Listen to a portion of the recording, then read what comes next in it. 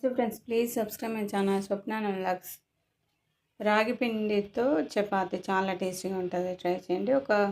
ఒక ప్లేట్లోకి 1 కప్పు చపాతి పిండి, మీరు వాడే చపాతి పిండిని తీసుకోండి. దాంట్లోకి రాగి పిండి, సగం కప్పు రాగి పిండి